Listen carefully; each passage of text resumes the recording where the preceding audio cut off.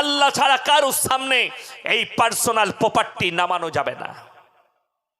একমাত্র সিজদা হবে আল্লাহর সামনে, রবের সামনে, বাকি কারোর সামনে নয়। আমি কয়েকটা জিলাপি হুজুরকে দেখলাম, স্টেজে চাপছে, একজন বক্তা আসছে, তার পায়ে মাথা ঠুকে সালাম করছে। হারাম। মা বাবার পায়েও মাথা ঠুকা যাবে না, হারাম। আল্লাহ ছাড়া কারোর সামনে মাথা নামানো যাবে না। তুমি মা বাবার কাছে দোয়া নিবে, রিসপেক্ট করবে, সম্মান করবে, কিন্তু মাথা ঠুকতে হলে একমাত্র, সকলে বলুন, কার কাছে ঠুকবেন? আল্লাহর কাছে। ভালো মন্দ কার কাছে চাইবেন? একমাত্র আল্লাহর কাছে। আব্দুল কাদের জিলানী যখন বাচ্চা ছেলে ছিলেন, তখন তিনি খেলা করতেন বাচ্চা ছেলেদের সাথে। আমরাও খেলা করি, আমরা গুলি ডান্ডা খেলি, ক্রিকেট খেলি, কিন্তু তিনি খেলা করতেন বাচ্চা ছেলের সাথে। বাচ্চা ছেলেকে শুইয়ে দিতেন আর বলতেন মরে যা, মরে যেত। আবার বলতেন বেঁচে যা, বেঁচে যেত। আমরা ওরে গুটকা কর, কাঁচা মিছে কথা। এর থেকে বড় ধোকার প্রতারণা আর কিছু হতে পারে?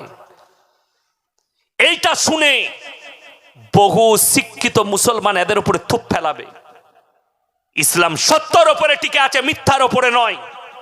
একটা সাহাবীর ঘটনা এরকম নেই, অথচ তুমি একটা বুজুর্গের নামে মিথ্যাচার করছো বাজার চালাবার জন্যে। আপনি ভেবে দেখুন, সব থেকে বেশি ইরাকে বোম পড়েছে বাগদাদে, যেখানে খাজা বড় পীর আব্দুল কাদের জিলানী শুয়ে আছেন। মরে যাওয়ার পরে পীরের যদি ক্ষমতা থাকতো, আমেরিকা তো ধ্বংস হয়ে যেত। বড় পীর আব্দুল কাদের জিলানী ধ্বংস করে দিতেন। যে নিজের মৃত্যুকে রুখতে পারে না, ভেবে দেখুন, সে যে নিজের মৃত্যুকে, তোমার পীর যে আছে তাকে বলো নিজের মৃত্যুকে রুখে দেখিয়ে দাও। যদি দেখাতে পারো মরে যাওয়ার পরে, তাহলে তার ক্ষমতা কি থাকবে? তুমি তার কবরে গিয়ে চাইছো, কবরে গিয়ে সিজদা দিচ্ছ। আল্লাহর নবীর কবরে সিজদা নেই। পৃথিবীর আর কোনো মৌলবি মোল্লা পীর ফকিরের কবরে সিজদা চলবে না, হারাম। সিজদা দেওয়া হারাম। আল্লাহ ছাড়া কারোর সামনে এই পার্সোনাল প্রপার্টি নামানো যাবে না। একমাত্র সিজদা হবে আল্লাহর সামনে, রবের সামনে, বাকি কারোর সামনে নয়। আমি কয়েকটা জিলাপি হুজুরকে দেখলাম, স্টেজে চাপছে, একজন বক্তা আসছে, তার পায়ে মাথা ঠুকে সালাম করছে। হারাম। মা বাবার পায়েও মাথা ঠুকা যাবে না, হারাম। আল্লাহ ছাড়া কারোর সামনে মাথা নামানো যাবে না। তুমি মা বাবার কাছে দোয়া নিবে, রিসপেক্ট করবে, সম্মান করবে, কিন্তু মাথা ঠুকতে হলে একমাত্র, সকলে বলুন, কার কাছে ঠুকবেন? আল্লাহর কাছে। ভালো মন্দ কার কাছে চাইবেন? একমাত্র আল্লাহর কাছে। গুমরাহির পথে যাবেন না, বদ্দিনীর পথে যাবেন না। মুসলমান নিজেকে মুসলমান বলছে। আমি হুগলি ডিস্ট্রিক্টে তারকেশ্বরের কাছে জলসা করতে গেছি, বড় ঈদগার মতো ময়দান। স্টেজে গেলাম, স্টেজের পাশে বড় একটা বড় গাছ, গুড়ায় চাদর লেপটানো আছে, তার গুড়ায় ঘোড়া রাখা আছে। ঘোড়া, মাটির ঘোড়া, জানেন না? মাটির ঘোড়া, ধূপবাতি, আগরবাতি, মোমবাতি। আমি স্টেজে চেপে বললাম, বাবা তোমাদের এখানে হিন্দু মুসলিম ভাইদের মধ্যে অনেক মহব্বত আছে। বললে কেন হুজুর? আমি বললাম এইখানেই জলসা করছো, এখানেই হিন্দু ভাইরা পুজো পাঠ করে। বলে হুজুর ওটা ওদের লো, এটা আমাদেরই। আমি বললাম এখানে কি মাল আছে বে? বলে বুড়ো পীর সাহেব আছে। আমি বললাম জুতো খোর, নেমো খারাম, তত্ত্ব শুনে যান। অনেকজন বলে এইখানে বুড়ো পীর সাহেব আছে, কেউ যদি মুতে দেয় তা তার পাটা বেঁকিয়ে দেবে। কথা শুনেন নাই? গল্প এরকম শুনেননি? আমাদের সমাজে একটা বাচ্চা ছেলে গাছতলায় পীর সাহেব ছিল, মুতে দিয়েছিল বলে তার হাতগুলো বেঁকিয়ে দিয়েছে। আল্লাহ নবী জানাবে মোহাম্মদুর রসুল আল্লাহ, সকলে বলুন সাল্লাল্লাহু আলাইহি সাল্লাম, পৃথিবীর শ্রেষ্ঠ মানুষ, তেনাকে যখন কুফফারে মক্কারা রক্তাক্ত করে দিল, কুফফারে মক্কা, নবীজি তাদের লেগে দোয়া করেছিল না বদদোয়া? দোয়া করেছিলেন, আল্লাহ তুমি এদিকে হিদায়েত প্রাপ্ত করো, কালকে আবার আমি যাব দাওয়াত দিতে। জোরে বলুন সুবহানাল্লাহ। আচ্ছা, কোনো আল্লাহওয়ালা লোক কারো ক্ষতি চাই? কোনো ক্ষতি করে? তাইলে ওই বাচ্চা ছেলেটার ক্ষতি পীর সাহেব কি করে করলে? তাহলে তোদের পীর সাহেব লয় তো ওটা শয়তান। কথাটা বুঝতে পারেননি? ওখানে তো পীর নাই, ওখানে শয়তান খবিশ আছে। খবিশ না হলে তো এ কাজ করতে পারে না। কিন্তু আল্লাহওয়ালা লোক হলে একটা গালে চর মারলে আর একটা গাল পেতে দেবে, আর একটা গাল পেতে দেবে। বড় কষ্টের বিষয়। আমাদের দেশে দেখবেন অনেকজন আর শোনা যায় গল্প বলে যে একজন এমন আল্লাহওয়ালা ছিল, বোতল নিয়ে গেলে পানি পড়ালিতে গেলে বোতলে ফুপ দিলে বোতলটা ফেটে যেত। শুনেননি? শুনেছেন? একদম গাঁজাখড়ি গল্প, মিথ্যাচার তার নামে, সেই বুজুর্গর নামে মিথ্যাচার। এটা এর থেকে বড় কাঁচা মিছে কথা আর কিছু নাই। বড় কষ্ট লাগে। এই কথা বলতে গিয়ে ইসলামকে এরা তলানিতে নিয়ে গেছে এই ধরনের কাজ করে, তাবিজ বিক্রি করে, তাবিজ ব্যবসা করে, এই ধরনের কথা বলে ইসলামকে তলানিতে নিয়ে যাচ্ছে। শুনেলেন? যাদের কাছে বিপদ আসে আল্লাহর কাছে চাইবেন, জোরে বলুন ইনশাআল্লাহ। আপনার কাছে কেন বিপদ এলো? আপনি তো দিনটাই বুঝতে পারেননি। আজ থেকে হাত তুলে বলুন তো, দিনের ওপরে প্রতিষ্ঠিত হব, জোরে বলুন ইনশাআল্লাহ। শিরক বেদাত থেকে নিজেদিকে মুক্ত করব, জোরে বলুন ইনশাআল্লাহ। আপনার আত্মীয় স্বজন, শ্বশুর বাড়ির লোক, আত্মীয় যারা এই ধরনের পাপে লিপ্ত আছে, আল্লাহ তাদেরকে হেফাজত করুক, জোরে বলুন আমিন। দেখুন, মুর্শিদাবাদে একটা লোক, আমি এখনো পর্যন্ত কোন দলের নাম করে কেউকে আমি বললাম যে তারা কাফের? কথা বলবেন। শুনেলেন? ফুরফুরাওয়ালা দিকে কেউ কাফের বলবেন না, বেরেলিকে কাফের বলবেন না, আহলে হাদিসকে কাফের বলবেন না, কেউ কি কাফের বলে ফতোয়া দিবেন না। সকলে জোরে ইনশাআল্লাহ। আপনি বলতে পারেন এই কাজগুলো করলে কুফরি হবে, পাপ হবে। মুর্শিদাবাদের একজন জিলাপি হুজুর গুটকাখোর, তার নাম হচ্ছে মুফতি জুবের। কি বুঝলেন? শুনেছেন? সে ফতোয়া দিচ্ছে দেওবান্দীরা যদি মুরগি জবাই করে, সেই মুরগিটা যে খাবে সে কাফের হয়ে যাবে, হারাম। এটা তার ফতোয়া। শুধু তাই নয়, দেওবান্দীদের সঙ্গে যারা মুলাকাত করবে তাদের বিবির তালাক পড়ে যাবে। কথাটা বুঝতে পারেননি? এটা তার ফতোয়া। তো আমি উত্তর দিনাজপুর রায়গঞ্জ থেকে জলসা করে আসছিলাম। কালকে আমি একবারই বর্ডারে ছিলাম, ফুলবাড়ির কাছে, দক্ষিণ দিনাজপুর। একদিন আসছি, কালিয়াচকে সারা রাত মার্কেট খোলা থাকে, 34 নম্বর জাতীয় সড়কে। আমি ড্রাইভারকে বললাম দাঁড় করা, একটু ফল মাকড় লুবো। তো নামলাম, একজন বেরেলি ভাই বক্তা দাঁড়িয়েছিলেন, সে ফল কিনছিল। সে আমাকে সঙ্গে সঙ্গে সালাম করলো, আসসালামু আলাইকুম হুজুর। আমি মুলাকাত করলাম, ওয়ালাইকুম সালাম। আমাকে বললো হুজুর ভালো আছেন? জি। বলে আপনার সাথে একটা ফটো নেবো। আমি বললেন, সবাই গাল দিচ্ছে আর আপনি কেন ফটো নিতে বাকি থাকবেন? সবাই নিলেন। সে একটা ফটো নিল, দে বললে হুজুর ফলটা আমি কিনে দিই। আমি বললাম না আমি কিনছি, আপনি যান। তো বেচারা বাইক নিয়েছিল, খুব ভদ্র ছেলে। দেখুন, যেটা সত্য সেটা বলতে হবে, নাহলে আল্লাহর কাছে জবাবদিহি করতে হবে। ছেলেটা সত্যিকারই মলনাটা ভদ্র। তো 2-4টা কথা বলে তিনি চলে গেলেন। এরপর বলুন, এই মুফতি জুবের ফতোয়া দিয়েছে যারা মুলাকাত করবে বিবির তালাক হয়ে যাবে, এই মৌলবীর বউটা নিয়ে কি করবে এখন? কথাটা বুঝতে পারেননি? আর এই মৌলবীর বউটা কি করবে শুনেলেন? এরপরে আমার ভাই, মেজো ভাই, আমার যে বড়, কি বুঝলেন, আমার মেজো ভাইয়ের বিয়ে দিয়েছি আমার নিজের ফুফুইতো শালির সাথে। কার সাথে? আমার ফুফুইতো শালি, মানে আমার স্ত্রীর ফুফুইতো বোন, আমার যে ভাবি হয়েছে। তো তাদের গ্রামটা গোটায় বেরেলি গ্রাম। তো আমি শর্ত রাখলাম বিয়ের দিন ঠিকের সময় বিয়ে কিন্তু আমার মৌলবি পড়াবে। বলে ঠিক আছে। কেন? আমি বললাম মাদ্রাসা শিক্ষক পড়াবে, আমাদের হাফেজ সাহেব। বলে ঠিক আছে। তো হাফেজ সাহেবকে নিয়ে গেলাম বিয়ের মণ্ডপে। বলছে আমাদের গ্রামের লোক আপত্তি করছে, আমাদের ইমাম পড়াবে। আমি বললাম না, হবে না, পড়ি দেখ, আপনাদের ইমাম পড়াবে, এই মজমাতে আবার আমি বিয়ে পড়াবো। তো তারা মেনে নিল, বিয়ে পড়ালো। তো ওদের একজন বলল টাকাটা কিন্তু লাগবে। আমি ক টাকা লাগবে বলো? বলে 1000। আমি পকেট থেকে বার করে দিয়ে দিলাম। টাকা চলে গেল ইমামের কাছে, ইমাম টাকাও নিয়ে নিল। এখন দেওবন্দীদের টাকা খেয়ে নিয়েছে সেই ইমাম, এরপরে তার বউটা কি হবে? কথাটা বুঝতে পারেননি? আমি কিন্তু তাদের ফতোয়া তাদের ওপরেই ঘুরুচ্ছি, বড় কষ্ট লাগে। তাদের ফতোয়া তাদের ওপরেই ঘুরুচ্ছি। আজকে আমাদের মুসলমান সংক্রান্তি পালন করে, আপনাদের মেদিনীপুরে করেনি কি জানি না, আমার বর্ধমানে করে। হ্যাঁ, এখানেও করে। আমাদের দেশের কিছু মেয়েরা ফতোয়া দিচ্ছে পহেলা মাঘ সকালবেলায় মাথা ধুলে আর বছরে গোটায় চুলকুনি হবে না।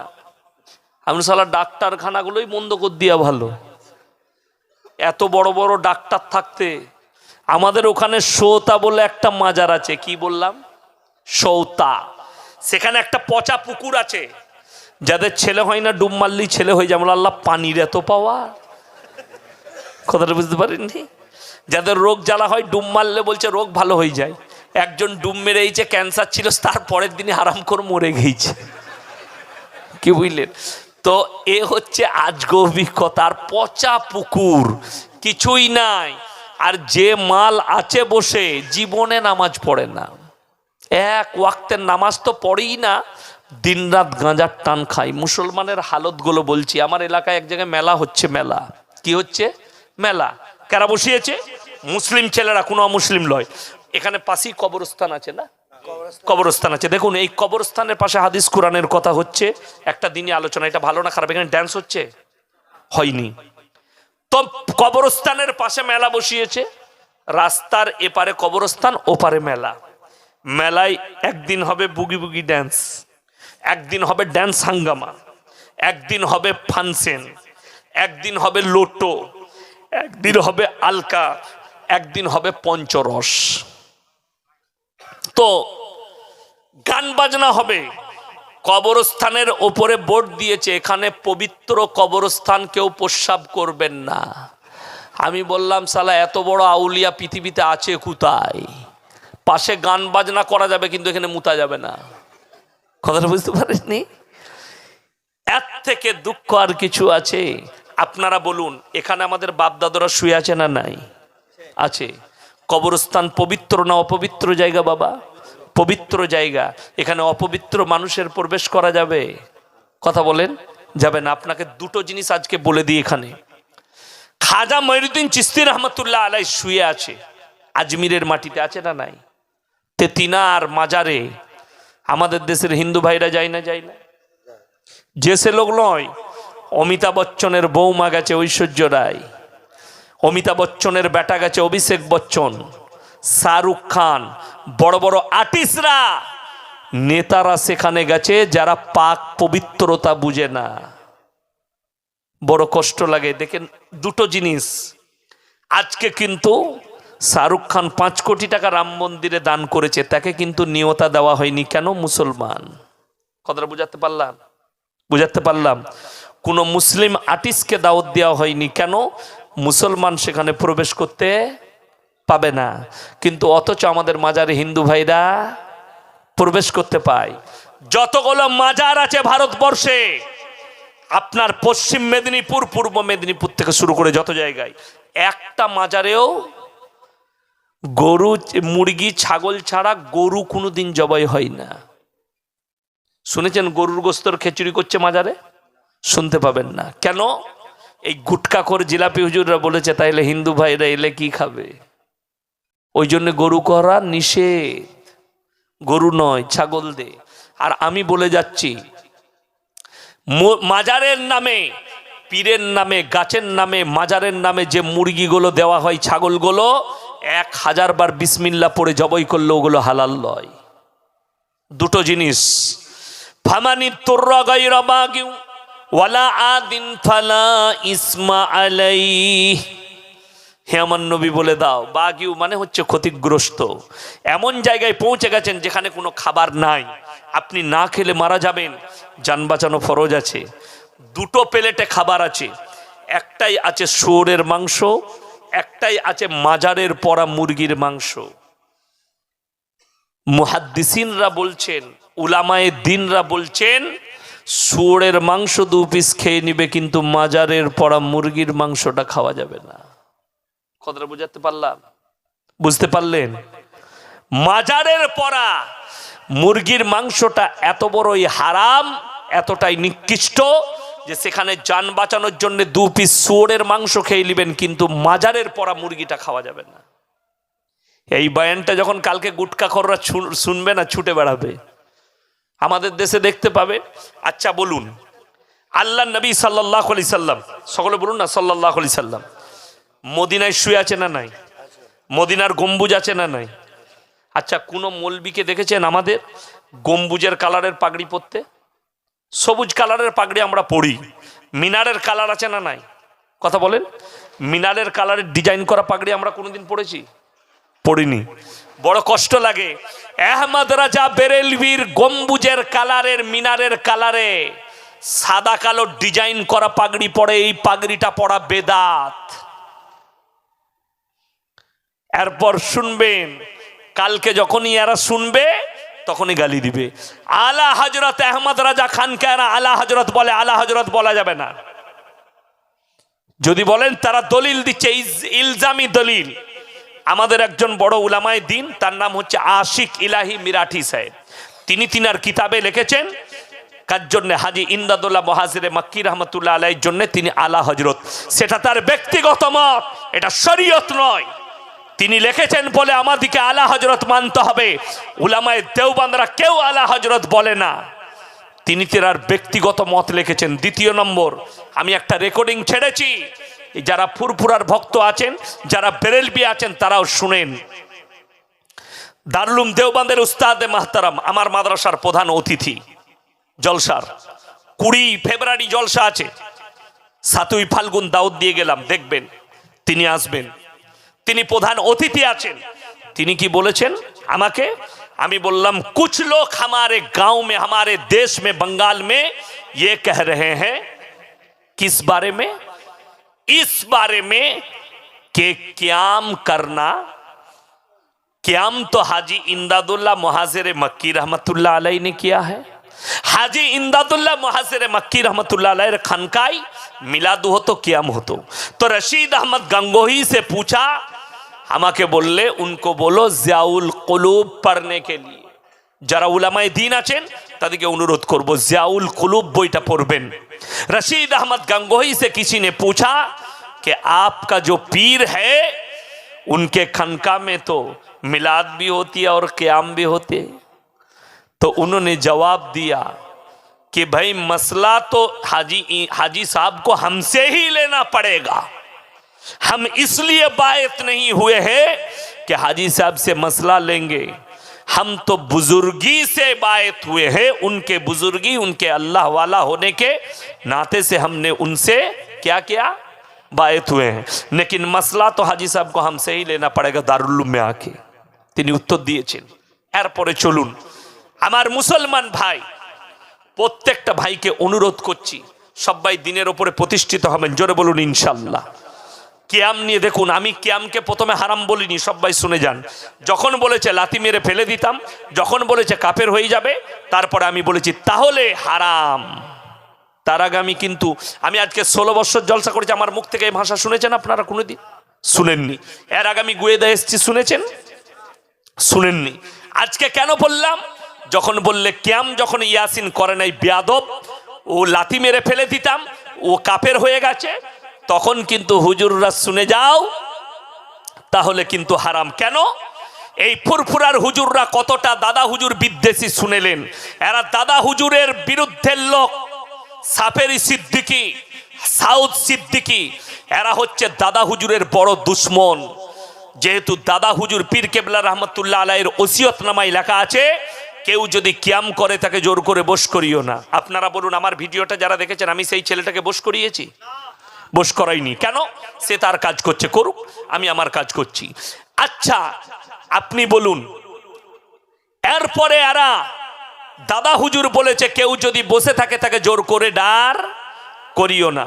সেও কিন্তু আমাকে জোর করে দাঁড় করায়নি, বরঞ্চ এই ছেলেটা এ কত বড় নেমক হারাম এবং আলেম ফালেম কিচ্ছু লাই, মাদ্রাসাতেও পড়েনি। হুজুর হতে গেলে মাদ্রাসায় পড়া লাগে না, আপনারা জানেন তো? হুজুরের ছেলে হুজুর হয়।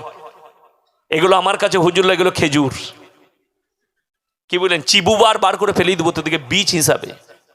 তোদের কি আছে আমার জানা হয়ে গেছে। এই ছেলেটা ওই স্টেজেই বলছে আমি তো ইয়াসিন সাহেবের খুব ভক্ত, ইনার বয়ান শুনি, লোকে বলে ইনার মতো, ইনি আমার ভাই। আর পেছনে গিয়ে মুনাফিকি করেছে এই ছেলেটা, পেছনে গিয়ে মুনাফিকের মতো কথা বলছে। ই যদি পাক চক্করেও কোনোদিন আমার স্টেজে পড়ে যায়, তোকে কলমা পড়ে ঘর যেতে হবে সেখান থেকে। ওকে যা ছিলবো আমি, এখন ওকে বেঁচেই থাকতে হবে আমার কাছ থেকে, যেহেতু মিথ্যাচার করেছে, লোকের সমাজে মিথ্যা কথা বলেছে আমার নামে। আমি না বাধা দিয়েছি, না আমাকেও বাধা দিয়েছে। তাইলে এরা দাদা হুজুরের বড় দুশ্মন হচ্ছে সাউথ সিদ্দিকী, সাফারি সিদ্দিকী। একটা জলসাই বলছে আমার লেগে সাইফোন মাছ, তো তোর ভাই মেহরাব সিদ্দিকী কি মাছ? ভেটকি মাছ, তো প্যাডমুটা মাছ। আমি যদি বলি কেমন লাগবে? আমি যদি তোর বাপ দাদু দিকে গালি দিই কেমন লাগবে? আমার বাপকে পাগল বলছিস? আমি আজকে আবার বলে যাচ্ছি, এইখানেই মসজিদে শুয়ে আছেন মোল্লা শামিউল্লাহ সাহেব, আমার আব্বার ছাত্র। শওকত সাহেবের ইলিম কতটা আছে, জ্ঞান কতটা আছে, তুই একবার তোর বাপকে পাঠিয়ে বহরটা মেপেলে তোর বাপ নুরানি কায়দা পড়তে পারবে না আমার বাপের সামনে ভালো করে। সাউথ সিদ্দিকীকে বলেছে, শোনো, তুমি খালি ফেসবুকে এসে বেশি লয় তালিমুল ইসলামটা এক পৃষ্ঠা পড়ে মানে করে দেখা, তবে আমি তোকে মৌলবি বলে মেনে নেবো। যা এক পৃষ্ঠা, আমি এক সপ্তাহ আগে বলেছি, এখনো পর্যন্ত মাল লাইভে আসে নাই, পড়ে দেখা, আমি বলবো তুই মৌলবি, আমি তোকে মৌলবি বলে মেনে নেবো। তা না হলে তুই চোর আমার কাছে। সমাজকে ধোকা দিচ্ছ পীর সেজে। শুনেলেন, পীর সাজতে গেলে, পীর হতে গেলে আলেম হওয়া জরুরি, ঠিক কিনা কথা বলেন? আমাদের উলামারা জানে। বেটা মাদ্রাসার মুখ দেখেনি, সে কি করে হলো গুটকা খোর, জিলাপি খোর। আমি জিলাপি খাওয়াকে হারাম বলিনি, আমরা জিলাপি খাই দোকান থেকে কিনে, তোরা জিলাপি খাস মাজার থেকে নিয়ে, মানে মালটাকে, হালাল মালটাকে হারাম করে তারপরে খাই। আর আমরা খাই দোকান থেকে কিনে। দোকান থেকে কিনে খাওয়াটা কি হালাল? আমি আমার পয়সায় কিনে খাচ্ছি। কিন্তু এই হারামখোররা জিলাপিটাকে নিয়ে গিয়ে মাজারে আগে পীরের নামে দিবে, তারপরে জিলাপি হুজুর খাবে। ওই জন্য তোদের নাম রেখেছি জিলাপি হুজুর। মাজারের পড়া মুরগি খাস, মাজারের পড়া জিলাপি খাস, লোকের মালকে আত্মসাৎ করিস। কোরআন শুনেন সূরা বাকারা, কিছু আলেম ধরা পড়বে হুজুররা যারা আল্লাহর কোরআনের আয়াতকে লুকিয়ে দেয়। ইন্নাল্লাযীনা ইয়াকতুমুনা মা আনজালাল্লাহু মিনাল কিতাব ওয়া ইয়াশতারুনা বিহি সামানান কালীলা, যারা আমার কোরআনের আয়াতকে লুকিয়ে দেয় নিজেদের পেট ভরাবার জন্য, এই হুজুরদিকে কঠিন পাকড়াও করবেন আমার আল্লাহ, আযাবে মুবতালা করবেন। আল্লাহ আমাদেরকে সহি দ্বীনের উপরে থাকার তৌফিক দান করুক, বলুন আমিন।